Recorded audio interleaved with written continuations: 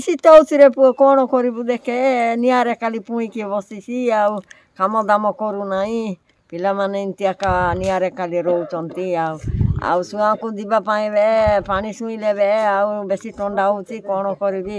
ଆଉ କେତେବେଳେ ରୋଷେଇ କରିକି କେତେବେଳେ ଖାଇବ କେତେବେଳେ କାମ କରିବ ବେଶୀ ଶୀତ ହେଉଛି ଏବେ ଆଉ ଏବେ କାମ କରିବାକୁ ହେଉଛି ଯେ ଆଉ ସରସର ଆସି କ'ଣ ଡାଲ କଟାକଟି ହଳଦୀ କୁଲାକୁଲି ଅଛି ଆଉ କେତେବେଳେ ଯାଉଛ କାମକୁ କେମିତି 11ଟା 12ଟାରେ ଏକା ଯାଉଛି ଆଉ ଶୀତ ଆଗେ ଯେମିତି ହଉଥିଲା ଏବେ ସେମିତି ହଉଛି ନା କେମିତି ଆଗେ କେମିତି ହଉଥିଲା ଏବେ ସେମିତି ହଉଛି ଶୀତ ଏବେ କେତେ ଦିନ ଧରିକି ଅଧିକ ଶୀତ ହଉଛି ଏବେ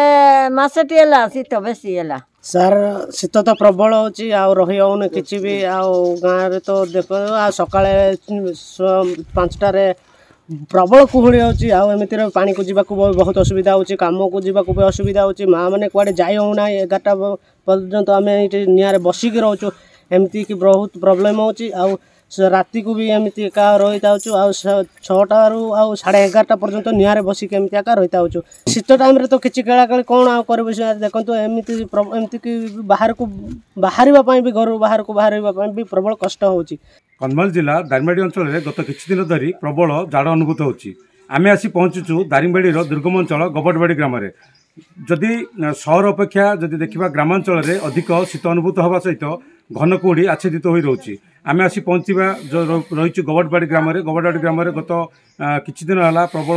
ଶୀତ ଅନୁଭୂତ ହେଉଥିବା ଲୋକମାନେ କହିବା ସହ ଏଠାକାର କାମଧନ୍ଦା କରିବା ପାଇଁ ଲୋକମାନେ ବାହାରକୁ ଯିବା ମୁସ୍କିଲ ହୋଇଛି ଦାରିଙ୍ଗବାଡ଼ିରେ ଆଜି ତାପମାତ୍ରା 8 ଡିଗ୍ରୀ ରହିଥିବା ବେଳେ ଦୁର୍ଗମ ଅଞ୍ଚଳରେ ଏହାଠାରୁ କମ୍ ତାପମାତ୍ରା ରହିଥିବା ଆଶଙ୍କା କରାଯାଉଛି କନ୍ଧମାଳ ଜିଲ୍ଲା ଦାରିଙ୍ଗବାଡ଼ି ବ୍ଲକ ଗବଟବାଡ଼ି ଅଞ୍ଚଳରୁ ଅରୁଣ ସାହୁଙ୍କ ରିପୋର୍ଟ ଧରିତ୍ରୀ ଲାଇଭ୍।